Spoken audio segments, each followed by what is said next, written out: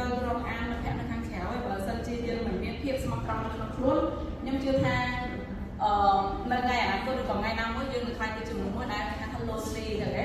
មានតែគេចង់រកអានយើងហើយសិនយើងអត់មានភាពស្មោះត្រង់នៅក្នុងខ្លួនเนาะនិងចុងក្រោយទី3គឺសំខាន់មែនតើក្នុងនាមជាអ្នកផ្ដល់សេវាកម្មអតិថិជនគឺត្រូវតែស្គាល់ច្បាស់ពីអតិថិជនខ្លួនឯងហើយត្រូវតែដឹងពីតម្រូវការរបស់អតិថិជន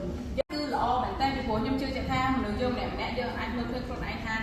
យើងរបៀបមកយើងឧទាហរណ៍ឥឡូវយើងពីកញ្ចក់ឆ្លងរាល់ថ្ងៃយើងអត់ដឹងថាតើយើងកំពុងនិយាយនេះយើងឲ្យញោមឬក៏យើងកញ្ចៅទេមែនទេយើងជួយចោលឬក៏យើងអត់សប្បាយចិត្តបិទមុខមកគឺយើងអត់ដឹងទេតែអញ្ចឹងខ្ញុំជឿថាអ្នកគ្រប់គ្នាដែលនៅជុំវិញខ្លួនយើងគឺសុទ្ធតែជាកញ្ចក់ដែលអាចឆ្លងបញ្ចាំឲ្យយើងអត់ថាតើអ្វីដែលយើងកំពុងធ្វើតើវាត្រឹមត្រូវដែរអត់តើមានអីដែលត្រូវការដែរអត់ចឹងខ្ញុំជឿថាការបាត់ចិត្តទលាយការបាត់ចិត្តទទួលយកទៅមតិយោបល់របស់អ្នកជុំវិញខ្លួនគឺជាកន្លែងមួយដែលល្អមែនទែនដែលយើងទាំងអស់គ្នាគួរតែរៀនទទួលយកនៅចំណុចមួយនេះឲ្យអភិវឌ្ឍទាំងអស់គ្នា